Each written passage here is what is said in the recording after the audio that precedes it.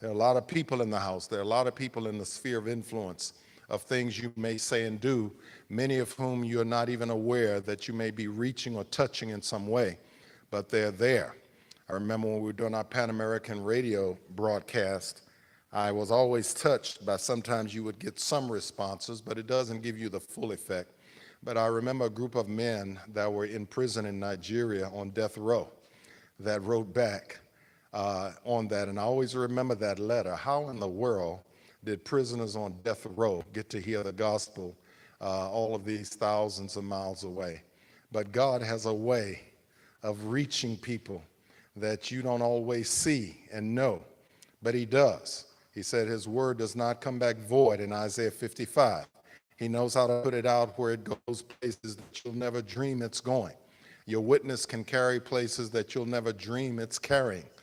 But you have to trust God and be faithful and be on guard, be sober, be vigilant. And that's what these three Hebrew young men were.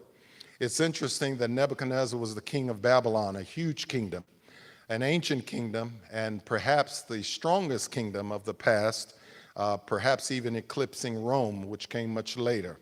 But it was a huge and tremendous kingdom. And of course, Nebuchadnezzar is a famous king of Babylon, and he's known for his conquest and how he eventually destroyed the Assyrian capital of Nineveh in 612 BC, and how he also moved down and he took away the southern kingdom of Judah in 3 deportations in 605 BC, 597, and 587, 586 BC. He's very well known. It just so happens that this little slave kid who was a Hebrew young man living just among his people in Israel was taken captive. His name was Daniel. We see Daniel as a famous man, but when you look at it in context, he was just an average Joe Blow, as they would say. Someone who was there, and he was just part of the deportees. He was just part of the group that was carried down into slavery. Not much is said. We don't know much about his family. We don't even know what his age was when he went down, but he was very young because he lived so long, and so they project that he may even only been 12 when he went down. I don't know, but I do know he went down into captivity, but God had a special place for him to play. And what you're seeing in the Bible is how God has used what we look at as ordinary people to play out in big arenas. And you don't know your arena yet because you're still in it. And so you don't get to see your arena until the end in glory. But we get the benefit of seeing regular people that end up having big arenas because of their faithfulness in the Bible. And it encourages us because God doesn't let you see what's coming to the extent of all of the details of where he's putting you. But he does let you see some things. But he wants you to be faithful, he wants you to be prepared, he wants you to be vigilant, and he wants you to be strong in service to him no matter what your conditions are. And this is what Daniel and the three Hebrew boys, Azariah, Mishael, and of course their names were changed to Shadrach, Meshach, and Abednego when they were in Babylon, but their characters remained godly along with Daniel, and they were all companions together, and they went down into Babylon in captivity. And so Daniel is a slave down there, but he happens to be very gifted, and they put him in a special program. And of course, we know that program is something Nebuchadnezzar developed for the top candidates of people that he conquered. He would put them in this type of training program so that by the end of 3 years, they would be fit to stand in his courts. And that's how he kept himself strong. He would abstract from the conquered peoples the best, train them and make them better, and they would continue to make him stronger and stronger and stronger. Pretty proficient program, actually. Daniel was among them.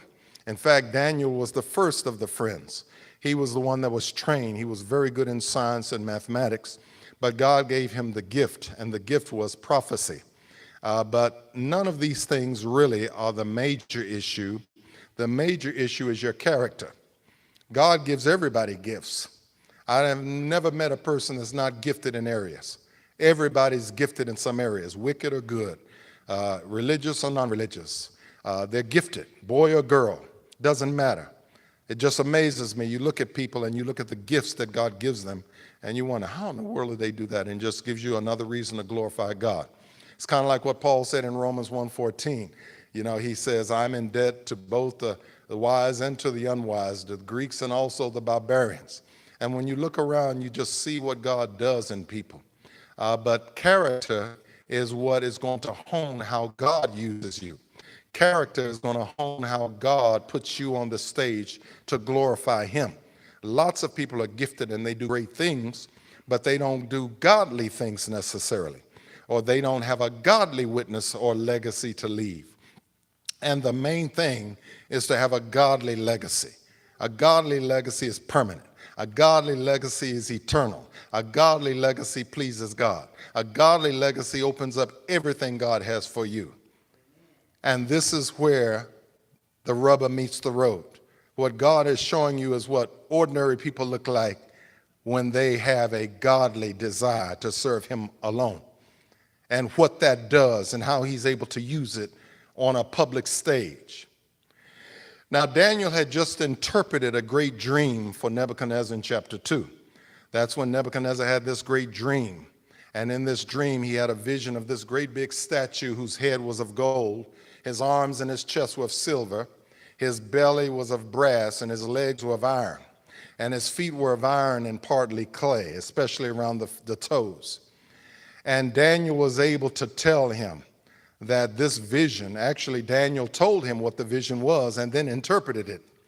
You know, people oftentimes have this problem in believing what God is saying. We have a problem today, and the problem is we are totally and proudly doubtful of God having spoken. We're proud of it. We can't prove it. There's so many translations of the Bible, you can never know which one. It's been translated so much, nobody can ever know the truth. You can't prove God. You can't know God. You have to rely upon your own facts. You have to rely upon signs. You have to believe what you believe anyway. You have to not believe whatever. We're into all of that stuff, all that malarkey. But we're into it. Satan has given it that. People take it and they run with it. They don't even believe truth absolutely exists. That's where the whole culture of truth is relative has come from. Truth is relative. There is no absolute truth. Now, you know these things don't make sense logically, and yet people buy into them because it gives them the playground to be able to come up with their own ideas about things and to do things they want to do. And so you'll hear that. I hear that played out in a lot of people on my thread, the things they say that seem to make sense, and they're proud to say them. But when you really think about them and give them thought, they really don't make sense. But when you look at this, ultimately, God wants his person known. There are people that are always out there, they've got an angle. They've got certain things that they emphasize. You know, in the cult area, especially in the 19th century, you had all these cults come up. Jehovah's Witnesses came up, the Mormons came up, Christian Science came up, unity, theosophy, all of those types of things, basically changing the way we look at spirituality. And then on top of the spirituality of that time, you had the New Age movement that really added to it in the 20th century and still into the 21st century. So we think of spirituality differently, and because so many people do it, they think that everybody should do it, and that when you go back to things like the Bible, that's antiquated, old tap, you can't just believe the words, it doesn't make sense, everything doesn't fit with what we've learned today, blah, blah, blah. And then you get people like Daniel, who are totally and absolutely convinced of the one God. And it doesn't matter where you put them, doesn't matter how you put them, they're going to rise because they're following God, and God is going to use them. Not rise in terms of their own personal acclaim. They're going to rise to the public's focus for God's sake. And that's what God is looking for us. Not necessarily to be famous or well known in that sense, but for people to see what God does for people who have yielded themselves totally to God. They don't get into all this idolatry. They don't get into all this, it doesn't matter, it's all good type of thing. They believe in the one true God, something people feel is antiquated, something people feel is ridiculous today, and yet that's really what God's purpose is. So after he interpreted the dream to Nebuchadnezzar, Nebuchadnezzar worshiped Daniel, and he said, your God is the God of gods and Lord of kings, because nobody can reveal secrets after this sort. In other words, God proved himself in a tremendously magnificent way. And yet with all of that, Nebuchadnezzar turns right around and builds an idol and demands everybody worship it. Now, what does that tell you? It tells you that God can prove himself over and over, and people will turn right back as if God didn't do anything. And it doesn't take that long to do it. It's amazing. Never seen anything like it. People's ability to forget great things God does that they themselves have acknowledged, and to forget and go totally opposite that and act as though it's okay to do that is incredible. It never ceases to amaze me. This is what happens after chapter 2. So what happens in chapter 3? He acknowledges that Daniel's God is King of Kings and Lord of Kings and Lord of Lords, but he doesn't worship him as such. He saw it, he said it, but he didn't believe it. And so in chapter 3, what does he do?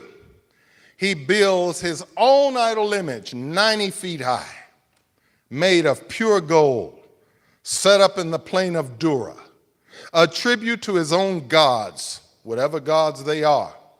They are gods that attribute to his own ego and his own power.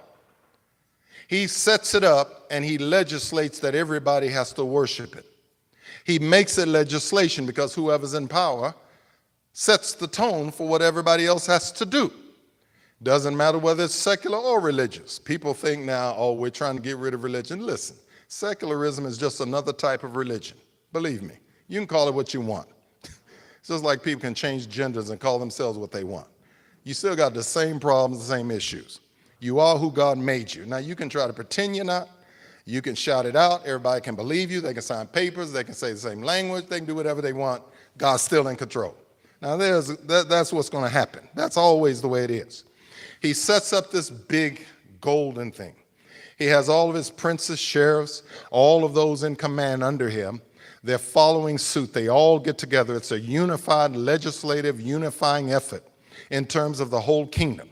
And they set it up all over the kingdom, and they have musicians, people playing the cornet, the sackbut, the psaltery, the dulcimer, the harp, and different forms of music. They've got it all going on. They got these major orchestras and symphonies together. And every time you hear this sound, the whole nation is going to be unified behind that sound to bow down and worship the image that he set up. Now, nobody asks whether it's true or not. Nobody asks whether those gods exist or not. It's sort of like today. People just do what the power tells them to do. You don't ask questions, you just do it. And so he added that whoever would not bow down and worship the image would be cast the same hour into a burning fiery furnace. Now, that's what he did. We're not told what drove him to do it. We're not told what particular event may have been in his life that kind of psychologically made him do it or whatever. It was just the devil, whatever it was. But he did it. And whatever he did, because of his influence and his authority and his power, you just followed through. Now, this is where you separate people who are of God from people who are not of God. Everybody can look the same. Everybody can seem the same. But there's certain things in life that separate a godly witness from people who are not. It's not always because you're trying to be extra peculiar. You're trying to dress a certain way to draw attention to yourself, to show people you're holy. It's not all that kind of stuff that people do. You're not foaming at the mouth and doing flips and prophesying and speaking in tongues and all of that. It's not, I'm just saying some people have their distinctions, and they go at those distinctions believing that somehow that makes them more godly or whatever. But ultimately, it doesn't come down to that. It doesn't come down to those separate things that always are physical. It oftentimes comes down to the devotion of a commitment that you cannot see until everything else is cleared out of the way. And the state will challenge you, just like Goliath challenged Israel. Nobody saw in David that he was going to take out Goliath until he did. But God knew it. Nobody sees these things coming until they happen. And so who was to see the 3 Hebrew boys until this event? You wouldn't see them. And this event is what caused them to be on the public sphere, because God was showing the world that he's the one true God. And he has power over anyone who would exalt themselves, no matter how much power they have, against him. Now, he doesn't obligate himself to do it every time or not.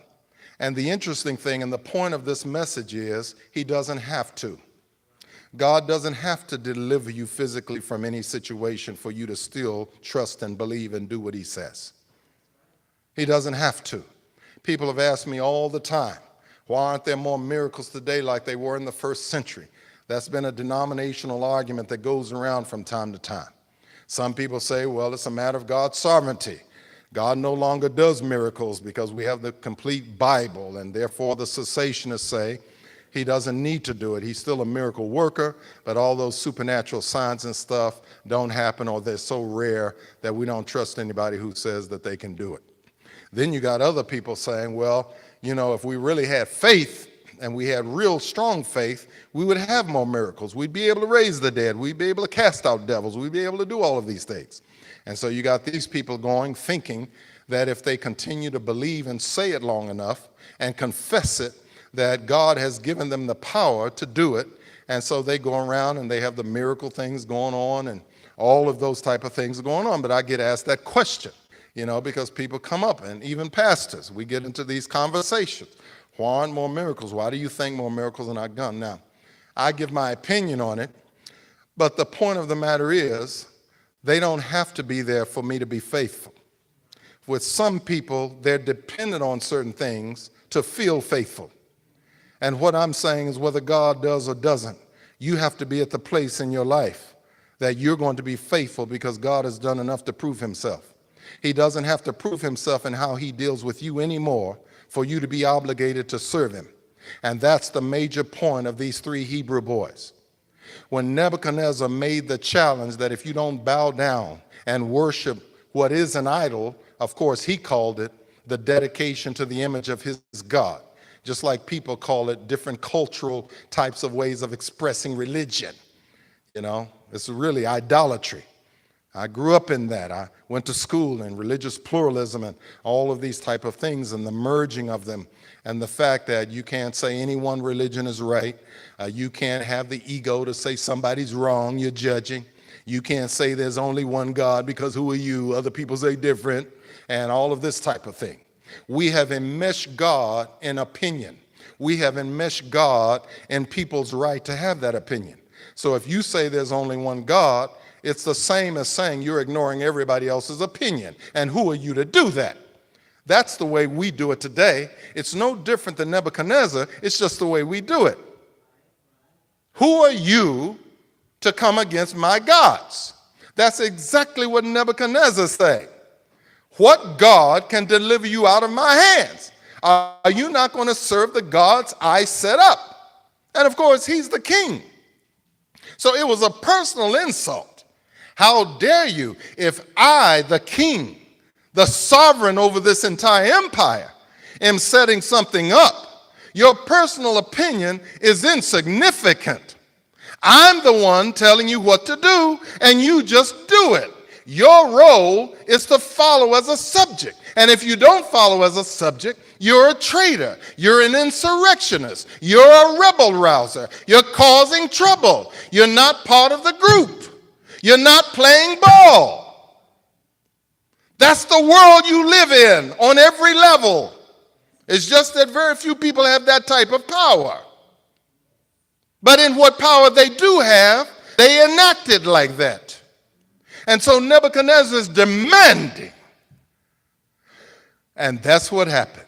Now, I know this happened after chapter 2 chronologically. That's what's so strange about it, because God had already proven himself. He gave Nebuchadnezzar his own vision and interpreted it for them. He was astonished and amazed. But you can be astonished and amazed and still have a hard heart. You can be astonished and amazed and still go back to being a regular sinner. You can be astonished and amazed and still come up and be an atheist. This is what I'm telling people. Sin is not something that's simply a misunderstanding. People aren't going to hell simply because they wanted the truth but they couldn't get it, as people try to put it out. That's not it. The sin nature has so blinded us that even when we see truth, even when we know it, even when we are affected by it, it still doesn't change us. That's why you need a God to work inside. And if you say yes to God, he'll do it. He'll go deep inside the soul and save you from yourself.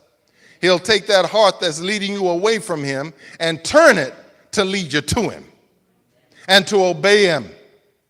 That's why you don't trust in your heart. You trust in the Lord with all of your heart. And so this is what it comes down to. They had just elevated the 3 Hebrew boys. Why? It was Daniel's request. When Daniel had interpreted everything and Nebuchadnezzar saw it in chapter 2, Daniel requested that his 3 friends be elevated with him in the kingdom. So they were now just put up highly in the kingdom. That's when Nebuchadnezzar made his move. They were not part of the process with all of the other administration to approve what the king was doing. And when you don't approve with what other people have set up, they look at you as the enemy. They look at you as the one who is causing trouble. They look at you as the one who's not trying to be fair with everyone. You're not being tolerant. You're not being loving. You're not being kind. You're not being unified. You're trying to cause trouble.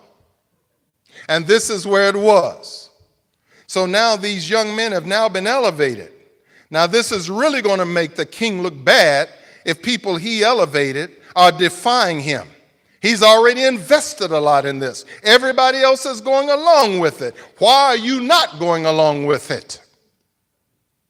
And so soon it was noted by certain people in the empire that Shadrach, Meshach, and Abednego were not bowing down when everybody else was. You see, you can't always tell when everybody's together doing the same thing. But there's certain things that make the people that really are doing right show up and the people that are doing wrong. There's a clear demarcation in what they do. And this is what happened here. If everybody's bowing down, regardless of their religious background, and these 3 young men are not bowing down, then they stick out like a sore thumb. So now they're called in. Nebuchadnezzar's angry because, first of all, he never expected this. He doesn't expect anybody to defy him because defying him is absolute disrespect to him, his position, and his ego. And so he calls them in. He's already angry. And then he says, is it true, O Shadrach, Meshach, and Abednego? Do you not serve my gods and bow down to the image that I have set up? Notice the pronouns my, I. Do you not do that? He might as well have been saying, why are you disrespecting me? Haven't I been good to you? Haven't I elevated you? Am I not the greatest person around? Can I not do for you what nobody else can do for you? It's almost an anger that is full of anguish. The world doesn't understand. How are you turning on me? And you haven't turned on anyone. They are trying to force you to do what God has strictly prohibited. You shall have no other gods before me. Do you realize how much trouble that puts Christianity in? None, really.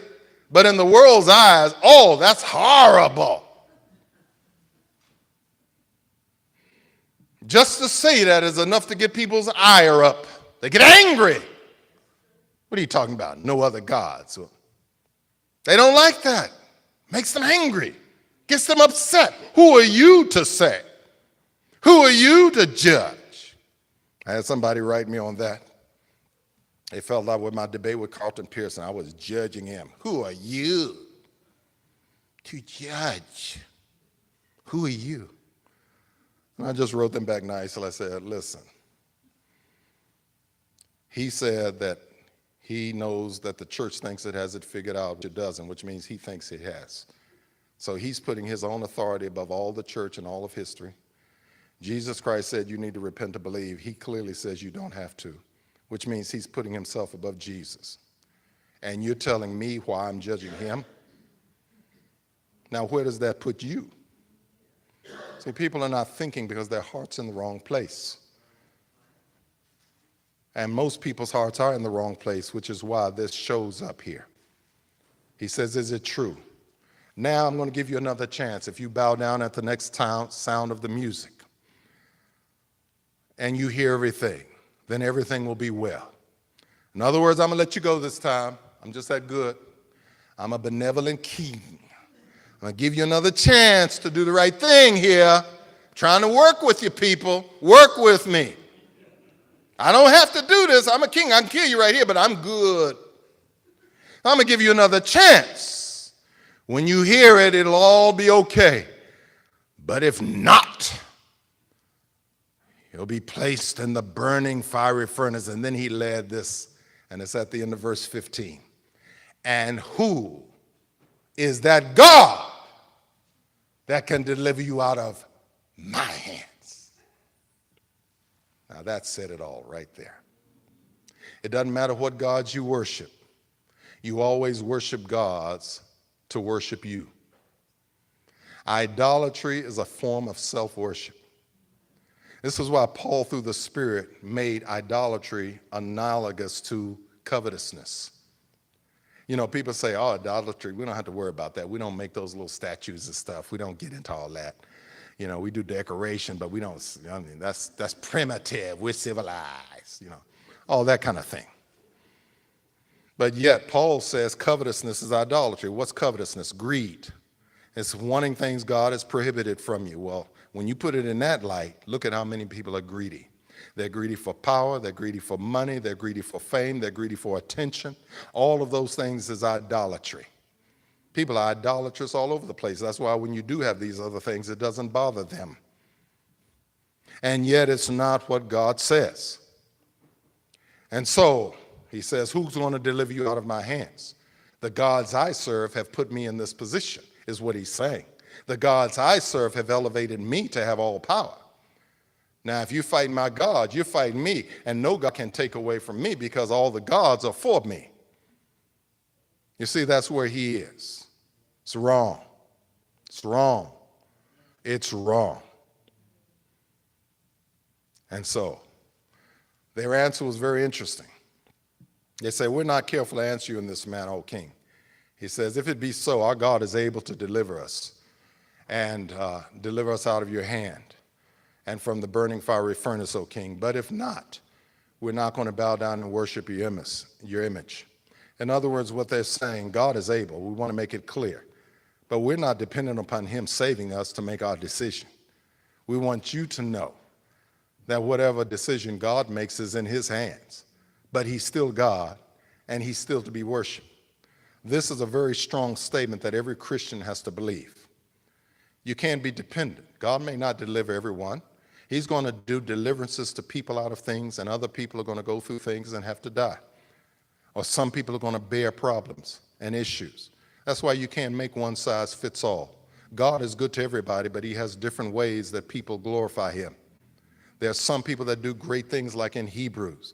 They subdue kingdoms. They wrought righteousness. They obtained promises. They stopped the mouths of lions. They quenched the violence of fire. Out of weakness they were made strong. Women received their dead raised to life. But others were tortured, not accepting deliverance that they might obtain a better resurrection. Some were stoned. Some were slain and sawn asunder. Some were tempted. Some were slain with the sword. They wandered about in sheepskins and goatskins and in dens and caves of the earth, of whom the world was not even worthy. Look at how he lays it down. Some people are going to go in and die. Some people are going to be tortured. But all of them are going to glorify God. Now let me tell you something. Faith is not dependent on that. The issue is, do I believe God can do it? Yes. The fact that God doesn't do it should not hinder your faith that he can. Now, I may not see a supernatural miracle every day, but that should not ever hinder the fact that I know God can do whatever he wants to do at any time. That's always been my position. God can do anything he wants anytime because he's God. He never stops being God. He never stops having the power to be God. And he also never stops having the choice to make of what he's going to do or not. But I know he's good. I know he can't lie. I know he's greatly to be praised, and his promises are going to come to pass. Now, as for me, I'm a dead man. Whatever God decides to choose, I've got to reckon to be dead. That if my life is to go out, it's going to go out serving him. It's like Paul said in Philippians 1:21, for me to live is Christ and to die is gain. But you're not going to get me to bow down to your image. Now, I'm not doing it out of disrespect, but that doesn't mean they're not going to take it like that. You're not doing it out of animosity, but you're always going to have the people coming out and say, oh, they just don't like to follow the government. People are always going to have their little spin they put on things because they're looking for anything to criticize what doesn't agree with them. And it doesn't matter. You can do everything right. If you do one little thing that they think they can hold on to criticize you, that's what they'll jump on. These three Hebrew boys were way past that. You can call it what you want. You can talk about it what you want. All I know is we are not going to bow to your image. Our God is to be praised. Our God is the only God. Our God is the righteous King. Our God is the Lord of Lords. Our God is able to keep us from burning. He's able to burn us and raise us back up. He's able to do whatever, but you're not going to get us to bow. And on that, Nebuchadnezzar got really furious. He got so angry, the form of his visage was changed. His countenance turned. He looked at them with a certain twisted disgust and hatred. And he commanded in his fury to heat the oven up 7 times hotter than it already was. It was already burning. But he wants overkill at this point. He wants everybody to know, I'm not just killing you. I've got to kill the ideology of thinking you don't bow to me. I've got to make sure nobody ever takes the mentality you take. Heat it up. And then he took the strongest men in his army. He just lost some strong men. And he dressed them up. They had to be dressed in their clothing, their hosen, and their hats and their coats. And he heated it up, and the commandment was urgent because he was angry. He flipped out. His fury took over him. He was in a rage. They heated that oven up so much that even the men taking up the boys in order to throw them in the furnace, the fire came out and devoured them, and they died. Somehow, they dropped those 3 boys into the midst of that furnace. And somehow it was visible. I don't know what it looked like in those days, but it was something that the king would not be satisfied till he can watch it. He can watch their bodies burn. He can watch them writhing in pain to the fire that's twisting and contorting their bodies. He can get a certain pleasure and satisfaction out of seeing them suffer for the indignity of disrespecting his might and his power. That's how people are. The more might God gives them, the more they're angry that anybody can challenge them. Even God. God gives people might and they use it to challenge him. And they're angry when it's challenged. And he's watching it to see them burn. And while he's watching, he gets up in haste. He sees them not only free, the hosen is gone, the clothes are gone, the hats are gone, and they're walking down in the fire. They don't just get out of the furnace. They're walking around, and there's a 4th one down there with them. You know, it tells us in Revelation when it's describing the glorified Christ. It says in verse 15 of Revelation chapter 1, his feet were as brass as if they're burned in a furnace. It's interesting that Christ is always in the fire. There is no fire this world can bring up that Christ hasn't already been through. There is no trial that can come upon you that the captain of your salvation has not already been through. They can't take him out. There is nothing that can burn or singe him. There is nothing that they can do against him. Yes, they crucified him. He allowed himself to go out, but not again. No, they think they can crucify him again. They think they can extinguish Christianity now. They think they can get rid of this whole Jesus Christ myth now. They think they can get rid of Christians now. Listen, let me tell you something. When Christ comes back, you can't touch him. You can't touch him. He died unto sin once, but in that he liveth unto God. Romans 6, 9, and 10. He's untouchable. And let me tell you, the belief in him that is so strong, it's not contingent upon whether he does this. People are talking about a God that doesn't bless you is not deserved to be praised. If God is God, he can do for me what I want him to do. And if he doesn't do it, he's not God. You know, all that kind of mess. Listen to me. God is God, period.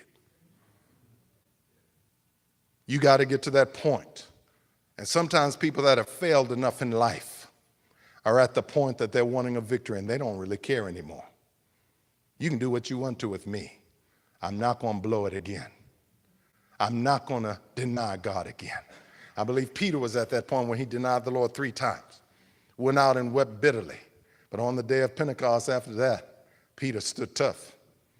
You can do what you want with me. You're not going to stop what I'm about. Paul had the same attitude. Same attitude. For me to live as Christ and to die as gain. But oftentimes people that profess to be Christians, they don't have that attitude. And anytime something like what Nebuchadnezzar did comes, you'll see all of those people that talked a good game. They're going to go on the side of safety. Well, you know, you got to do what you got to do. God wants me to be happy. Well, I can't serve him if I'm not alive, so I got to be here for my children. We got to serve. We got to do what we got to do. My 3 Hebrew boys are sitting there saying, we don't even have to think about it. They weren't flinching. Don't you want to be at the point where if something comes up and your life is to be tortured and taken out, you cannot flinch. You don't even have to think about it. You don't have to worry about it, and you don't have to be afraid of it. You can just stand there and say, whatever. I'm not going to bow to your image. That came from years of serving God. Doesn't matter where you are, what you do, I want to live for God. I want to serve him. And that starts in little ways and in little things. That's why David wasn't afraid to fight Goliath. That's why Daniel wanted to not eat the king's meat and eat the beans and pulse. That's why the 3 Hebrew boys were able to stand the way they were. That's why the woman with the issue of blood still trusted in Jesus when she had failed all those other times with physicians. People have been through things, and they've learned that God is faithful. And if it comes down to the time of death, that decision has already been made. And I don't want to flinch this time. It may not have been the way it was in the past, but I want another chance. I always remember the young lady, we had a little play we were doing. I wrote up a scenario of a young girl who was raped. She went to church, but she was raped by her assistant pastor uncle and got pregnant. Her whole faith, everything torn apart. She didn't know what she was going to do. Her whole world was drowned out. So she decided she was going to get an abortion and leave town. She didn't necessarily know if she believed in God anymore or anything else. And she calls her last friend before she leaves and says, I'm coming over. I'll be over there in 20 minutes. And I want you to drive me to get an abortion so I can leave town. And then I tell the person, you've got 20 minutes to figure out what you're going to say to her. And so we let them play it out and act it out. And so it's usually harder for people to act out the part of what you say to the person who's coming. It's easier to act the part of being distraught. It's harder to act as the part of the respondent. So I had 2 young ladies play it out. And the girl who was playing the part of responding was struggling. You could tell the girl was coming at her hot and heavy. She didn't know what to say and everything. And so after a while, I saw she was struggling. I said, okay, we could stop there. We can pick it up later. And so I had somebody else come up. And that same young lady who was struggling, and it was here in this church when that happened years ago, she came to me. She wasn't a church member, but it was here at the church. And she took me aside and said, that very scenario happened to me. I was the young lady on the other side. I was caught. I was pregnant. She didn't tell me all the details of what went on, but she did say, let me go again. I want another chance. I put her back up there to play the same role. She did marvelous. And that's how we are. We failed the Lord many times. We've done things we regret. Sometimes you get so low you don't think you'll ever have a chance again. But the Lord can give you a chance. And if the Lord gives you a chance, really nothing else matters. Your whole thing is, I'm not going to blow it the second time. Just give me another chance. Now, I don't think that was the way the 3 Hebrews boys were, but I think it is that way for many people. For many people, sometimes life beats you down so low that you lose the fear of what will happen to you because you're drowned out by the power of what God has done for you. And when that overrides the other, look out. I don't care if there's 1,000,000 Nebuchadnezzars. I don't care if devil and all of his imps come down. I don't care if the torture chambers are there. I don't care if Hitler, Mussolini together, if Idi Amin are all together. They can't stop you. The worst they can do is kill you.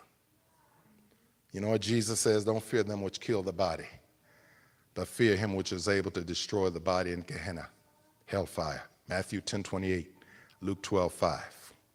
He said that because people are going to go through this. May not be us, but it may be. The point is, you better be ready. You better be ready. Don't depend on something. I know some people believe that if you have enough faith, things that you want are going to come true, and when they don't come true, you're devastated.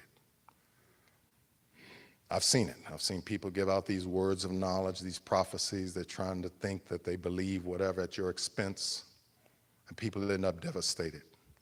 And what you got to understand is you're in the Lord's hands. It's not that the Lord doesn't hear you. It's just that your faith cannot always be dependent upon how he does what he does. He trains you, and sometimes you get hurt. Sometimes you get despondent. Sometimes you get angry. But you got to get through the point where you don't despise his chastisement. So you can get to a point where even if he does or doesn't, it really doesn't matter anymore. It really doesn't matter whether I come out of this fire or not. My victory is that I'm going to honor God and not bow. But when the fourth one met them, he didn't meet them before they went into the furnace. He didn't meet them as they were going into the furnace. He met them in the fire when it was the hottest it could get. And he loosed them in the fire when it was the hottest it could be. Try something else, because what you got ain't working.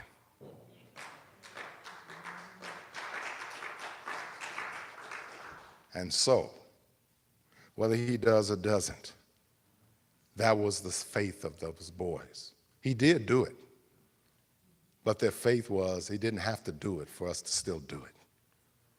And that's where we are. Amen? That's the faith.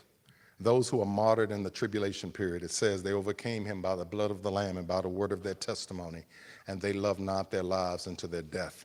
Revelation 12:11. Jesus says, he that comes after me and hates not his father and his mother and his wife, children, yea, and his own life also, cannot be my disciple. Remember when he said that in Luke? He talked that way. Luke 14:26 all the way through. Now you understand what he means. Our faith is too dependent. Oh man, we're not getting a big enough church. Let's go out and put out surveys to see what people want. Let's get a bigger kingdom. Let's make it the way we need it to make. Everybody's into their kingdom building. You have to be able to do better than that. You can't be just going to church because of the amenities, the timing. You can't just go because of the races of the people involved. You can't just be going. You have got to cut through all of that. And even if none of that was there, no choir, no crowd, no comfortable benches, no heat, no air, you're still going to be there, expecting to hear from God. Let's pray. Most holy and almighty Father, strengthen us, guide us, lead us, as you always do, but lead us to be strong in grace. We want to be strong.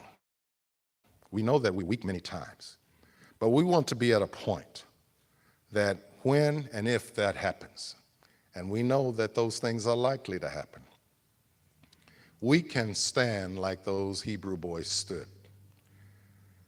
That whether you do or not does not diminish the fact that we know you can. But it doesn't diminish the fact that we still stand to do what you say.